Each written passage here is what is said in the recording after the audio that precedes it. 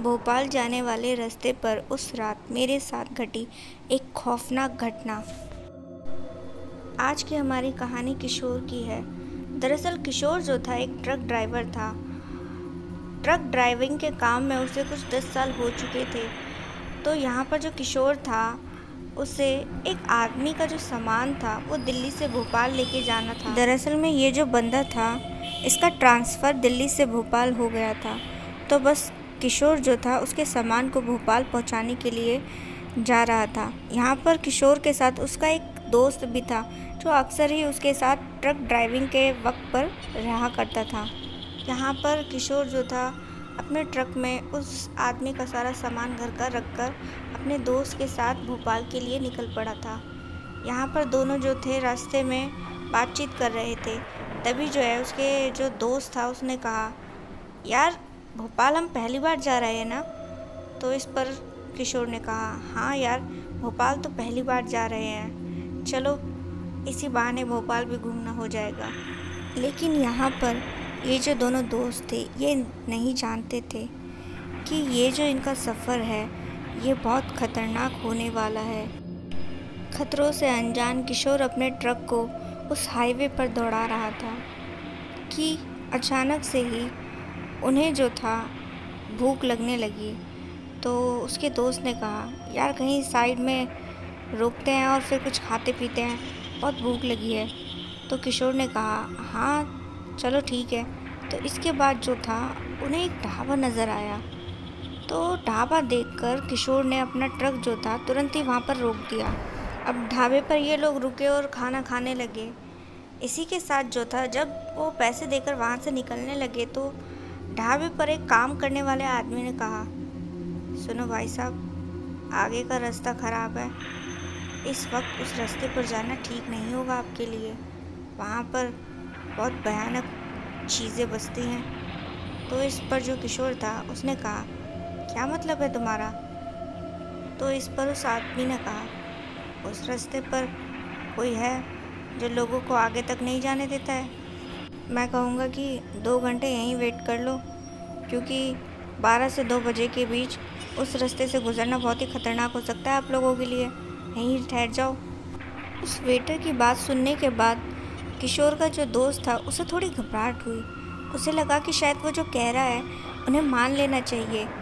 तो उसने अपने दोस्त से कहा, यार मुझे लगता है हमें इनकी बात मान लेनी चाहिए और ख़तरा और नहीं उठाना चाहिए। तो इस पर किशोर ने कहा, कैसी बात कर रहे हो, हमें ये सामान वक्त पर पहुंचाना है, नहीं तो वो आदमी पैसा देने में बहुत टेंशन मचाएगा। तू तो जानता ही है ना, फिर ऐसी बातें क्यों कर रहा है, और वैसे भी ऐसे अजीबोगरीब चीज़ों पर मैं विश्वास नहीं करता हूँ, चल कर ट्रक में बैठ। तो यहाँ पर जो था अपने दोस्त के कहने पर भी किशोर नहीं माना और उसका जो दोस्त था वो जाकर पहले ही ट्रक में बैठ गया। और यहाँ पर ये किशोर भी ढाबे वाले को पैसे चुकाकर अपने ट्रक में जाकर बैठा।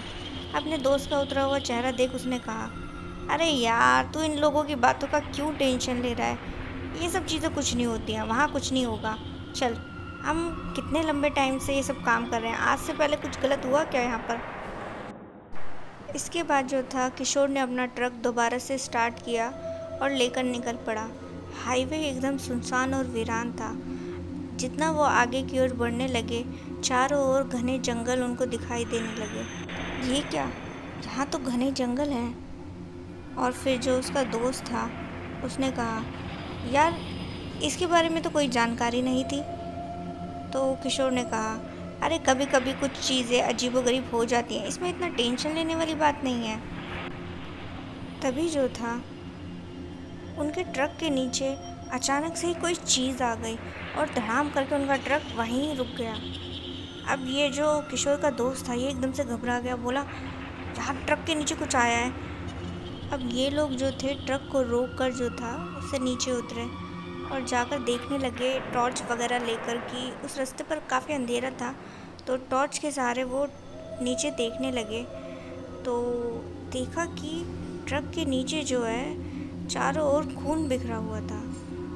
उन्हें लगा कि शायद किसी इंसान को उन्होंने टक्कर मार दिया है।